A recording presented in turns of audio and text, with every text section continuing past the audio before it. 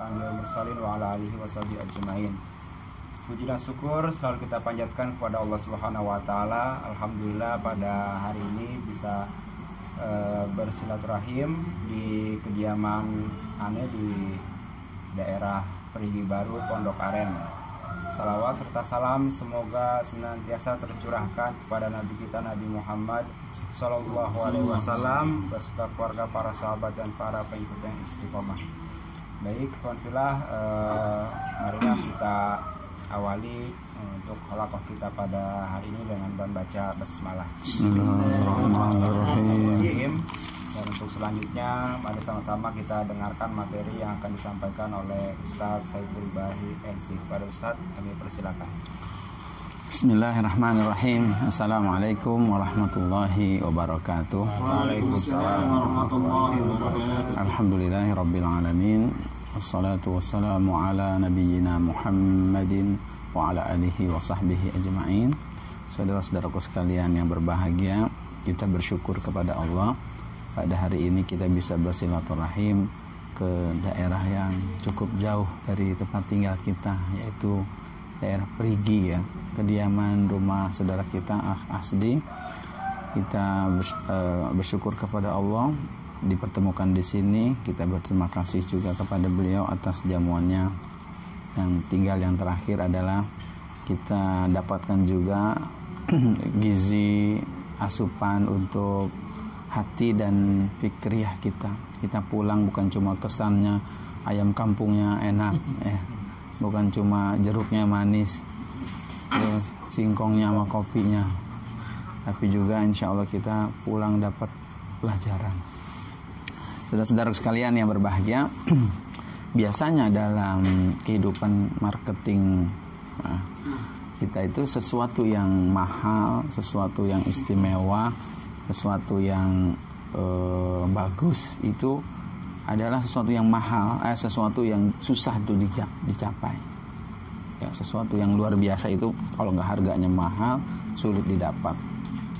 Nah, ada sesuatu ternyata yang dia begitu istimewa, kita begitu berhajat, kita begitu butuh tentang sesuatu tersebut, tetapi itu mudah, bahkan dimudahkan. Tahukah kita apa yang dimaksud? Yaitu adalah Al-Quran. Allah Subhanahu wa ta'ala berfirman dalam surat Al-Qamar. Bahkan ayat ini diulang-ulang. A'udzubillahi minasyaitonirrajim. Walaqad yassarnal Qur'ana lidzikri fahal min muddakir. Dan sungguh kami telah memudahkan, kata Allah, Al-Quran ini lidzikri, untuk dijadikan pelajaran. Fahal min muddakir, tapi kemudian maka adakah orang yang mau menjadikannya sebagai pelajaran? Saudara sekalian yang berbahagia, Allah menguatkan dengan kalimat walaqad, dan sungguh, ini kalimat penguat agar kita percaya, yakin. Tuh, ayamnya aja percaya, yakin. Walaqad, dan sungguh, yassarna al-Quran, kami telah memudahkan. Apa makna yassarna? Kami pernah memudahkan. Jadi jangan salah fokus. Yang dimaksud kami telah memudahkan bukan berarti Al-Quran ini adalah mudah dengan sendirinya. Ya, jadi ini adalah sesuatu yang istimewa. Seharusnya kita sulit menjangkaunya. Ya, dia adalah kalamullah, kalamul khaliq, kalam Rabbul Alamin. Sesuatu yang susah untuk kita pahami seharusnya, tetapi ternyata kita bisa membacanya, kita bisa memahaminya, kita bisa menghafalnya bahkan. Kenapa itu? Yassarna. Kalau kita anggap ini mudah dengan sendirinya, tentu orang akan banyak meremehkan. Tapi ini Allah yang memudahkan. Allah langsung al-mutakallim, yaitu yang berbicara. Bukan orang yang memudahkan, bukan pihak lain yang memudahkan, tapi Allah yang memudahkan. Yassarna al-Quran. Jadi khafilah rahimakumullah, kita harus merasakan kehadiran Al-Quran ini sebagai anugerah dari Allah karena dimudahkan. Kadang kita ada orang paham bahasa asing aja orang udah merasa hebat. jago bahasa Inggris, bahasa Perancis, bisa bahasa ayam, bisa nggak? Ayam lagi minta kopi ternyata. Tahu dari mana dia? Ada orang bisa ngomong sama binatang aja luar biasa. Nabi Sulaiman itu juga, cuma dia memahami aja. Semutnya ngomong, tapi Nabi Sulaiman mengertinya. Nah, ini adalah perkataan, bukan perkataan manusia, bukan perkataan makhluk, ya, bukan perkataan binatang, tapi dia ada perkataan Allah Subhanahu wa taala. Apa makna fahal mimuddakir? Apakah ada yang mau menjadikannya pelajaran? Nah, di sini yang menjadi sindiran buat kita. Ternyata kalau dengan gaya bahasa itu kira-kira banyak yang menjadikannya pelajaran atau banyak yang melalaikan. Sebuah pertanyaan yang sebenarnya menyindir karena saking banyak yang melalaikan. Fahal mimuddakir, tinggal mau atau enggak. Gitu. Ada enggak yang mau? Karena sudah dimudahkan. Kata salah seorang ulama, Al-Qurazi, ya, Muhammad bin Ka'ab Al-Qurazi, dia mengatakan yang dimaksud ada enggak yang mau menjadikan dia sebagai pelajaran, yaitu orang yang bermaksiat, orang yang lalai itu akan berhenti dari kelalaiannya, akan berhenti dari kemaksiatannya kalau dia mau mengambil menjadi pelajaran. Kalau kata Ibnu Abi Hatim mengatakan bahwa yang dimaksud mengambil pelajaran di sini adalah fahal min talibin ilmin, ada enggak yang mau mencari ilmu dengan Al-Quran ini, ada dalam Al-Quran ini. Karena apa? Fayu'anu alaihi, siapa yang mau menjadikannya dia mencari ilmu pada Al-Quran ini, dia akan diberikan pertolongan. Fayu'anu alaihi, akan diberikan pertolongan oleh Allah Subhanahu wa taala. Jadi silakan mulai saja mempelajarinya, mulai saja menghafalnya, memahaminya, nanti kita akan merasakan kemudahan dari Allah Subhanahu wa taala tersebut. Berapa kali ayat ini diulang dalam surat Al-Qamar? Ada yang pernah menghitungnya? Fabi ayyi ala'i rabbikuma tukadziban ada di surat Ar-Rahman berapa kali? 31 kali. Biasanya kalau ayat yang diulang-ulang terus itu memiliki penekanan makna yang besar, ya. Kalau di surat Ar-Rahman itu ada 31, Fabi ayyi ala'i rabbikuma tukadziban. Kalau dalam surat Al-Qamar itu ada 4, yaitu ayat ke-17, ayat ke-22, ayat ke-33, dan ayat ke-40. Dan itu diucapkan setelah setiap kali menceritakan kisah umat terdahulu yang Allah hancurkan, Allah binasakan, Allah turunkan azab kepada mereka. Yang pertama adalah kaum Nabi Nuh alaihissalam. Yang kedua adalah kaum Ad. Yang ketiga kaum Tsamud. Dan yang keempat adalah kaum Nabi Lut. Kaum Nabi Nuh dibinasakan dengan apa? Banjir. Kaum Ad dengan apa? Birihin sarsari, dengan angin. Kaum Tsamud dengan apa? Hujan batu. Sayhal, dengan suara menggelegar orang. Nah, kaum Nabi Lut baru dengan hujan batu. Setiap Allah menceritakan kaum tersebut sudah dibinasakan, walaqad yassarnal qur'ana lidzikri fahal min muddakir. Apa kira-kira maknanya? Ya, ini maksudnya jangan sampai kita umat Nabi Muhammad SAW saat ini menjadi korban berikutnya, menjadi umat yang dibinasakan. Kenapa? Karena Al-Quran sudah dimudahkan. Ternyata inilah yang membedakan antara Al-Quran dengan kitab-kitab yang lainnya. Padahal apakah kitab yang diturunkan oleh Allah Subhanahu wa taala hanya Al-Quran saja? Kan ada kitab Taurat, Injil, Zabur. Kenapa disebutkan itu Al-Quran saja? Ternyata berdasarkan ayat ini bahwa kitab-kitab selain Al-Quran itu ternyata boleh jadi diantaranya ada yang dimudahkan hanya untuk Nabi dan Rasulnya saja, untuk orang-orang tertentu saja, tapi tidak dipermudah untuk semuanya. Maka ini kekhususan Al-Quran, dimudahkan oleh Allah Subhanahu wa taala untuk kita. Dan jangan sampai sesuatu ini istimewa, ini jalan keselamatan, kebahagiaan kita sudah dipermudah oleh Allah, kita masih terjebak kepada perbuatan-perbuatan seperti umat-umat terdahulu. Na'udzubillah. Nah, sekarang siapa di antara kita yang min muddakir? Fahal min muddakir, itu pertanyaan yang harus selalu kita pertanyakan untuk diri kita. Kalau bisa tempel itu menjadi fahal min muddakir. Apakah kita ini termasuk orang yang mau menjadikan Al-Quran sebagai pelajaran atau tidak? Kapan kita mulai membacanya, mempelajarinya, menghafalnya, agar kita ingat terus. Mudah-mudahan bermanfaat. Wassalamualaikum warahmatullahi wabarakatuh. Waalaikumsalam warahmatullahi wabarakatuh. Alhamdulillah, materi yang sudah disampaikan oleh Ustaz Saiful Bari LC. Mungkin dari teman-teman ada yang mau ditanya atau didiskusikan?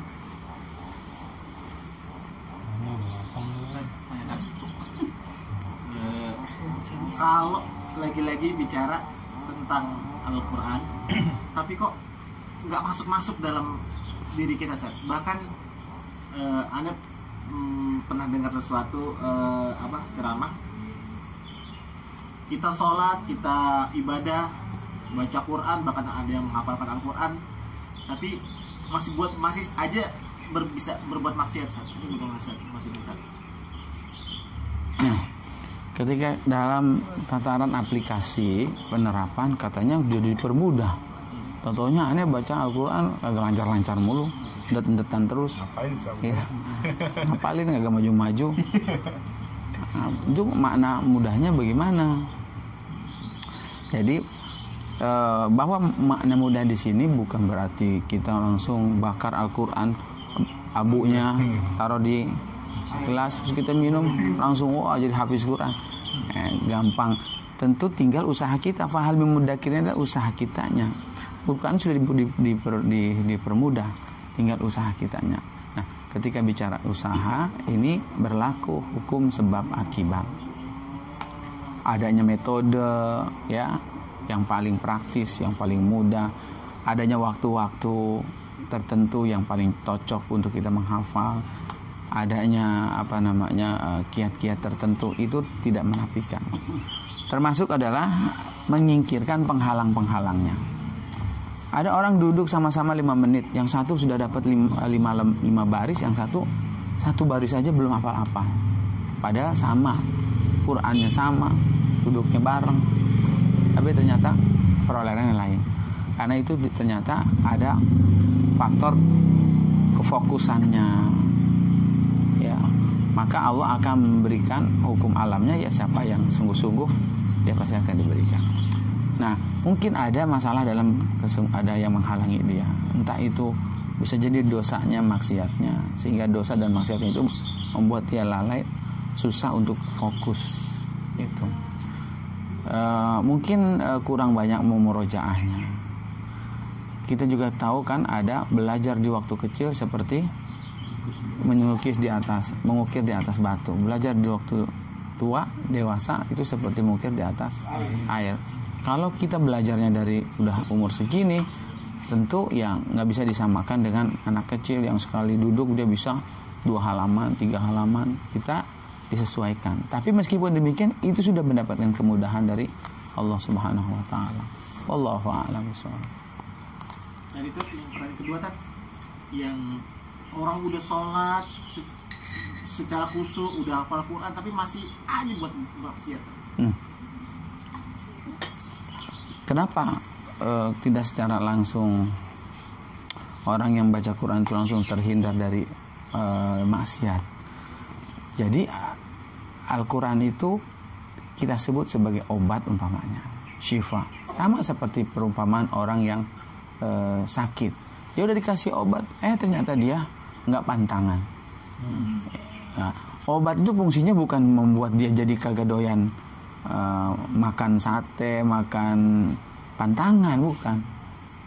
Jadi obat itu justru menyehatkan ada dalam diri kita. Adapun kita terjebak pada dosa dan maksiat, itu kembali kepada kita yang menundukkan diri kita. Kalau kita nggak pantangan, ya sangat mungkin melakukan dosa dan maksiat itu. Berarti dia orangnya bandel, udah nggak tahu ini pantangan, ternyata udah tahu dilanggar juga. Kalau sholat dilanggar boleh.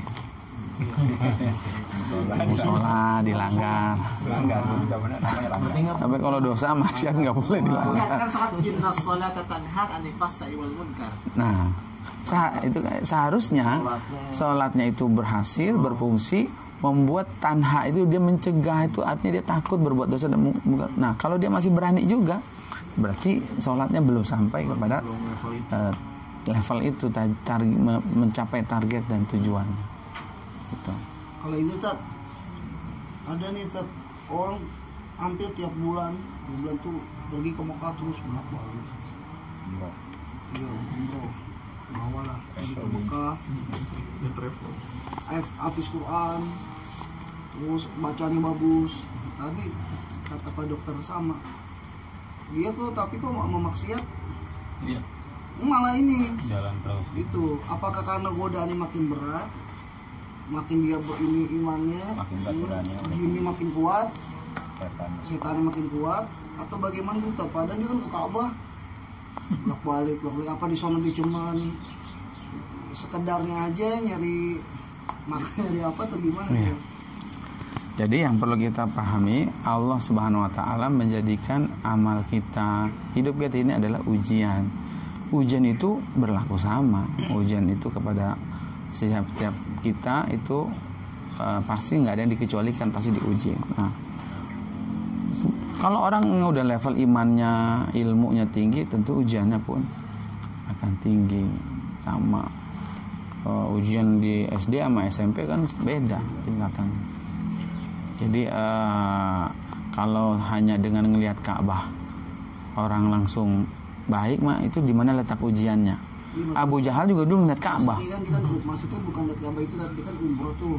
Iya. Menjalankan ini semua ibadahnya, ritualnya, kok malah balik. Banyak sekali kan pengen lagi nih, hampir setiap ini dibulak-balik kok nggak ada. Jadi ada disebutkan ya, ada orang yang memang menganggap salah ya, mungkin ini keliru. Tenang aja, dosa kerjain aja. Kenapa? Ntar kita pergi haji, dosa diampunin, selesai. Tapi besok kita bikin dosa lagi. Ini memang dari awalnya dia sudah salah motivasi gitu. Jadi kadang memang ujian orang yang berilmu itu adalah melanggarnya. Karena dia tahu ini dosa, dia tahu cara tobatnya. Itu ujiannya para yang memiliki ilmu. Tapi seharusnya rasa takutnya pun semakin besar begitu. Jadi mungkin salah dari awalnya. Ustaz, berarti kalau menghafal Quran nih berhukum sebab akibat juga Ustaz. Misalkan maksudnya kaum orientalis kan ada tuh, ya kan? Dia menghafalkan Quran hafal, tapi memang tujuannya Untuk merusak. Tapi bisa dihafal itu karena memang usaha dia. Iya, bisa jadi. Kan udah banyak ya yang terjadi kayak begitu. Orang munafik, ya. Ada hafal. Bisa. Nauzubillah. Maksudnya kok orientalis maksudnya bagaimana? Iya. Dia menghafalkan juga dia. Bukan snowboard gurunya kan hafal tuh. Bukan muslim. 30 juz. Tapi memang tujuannya untuk menghancurkan Islam dari dalam. Kan banyak Pelajari. tapi kita hadiah Ngapal John enggak? nggak dapat.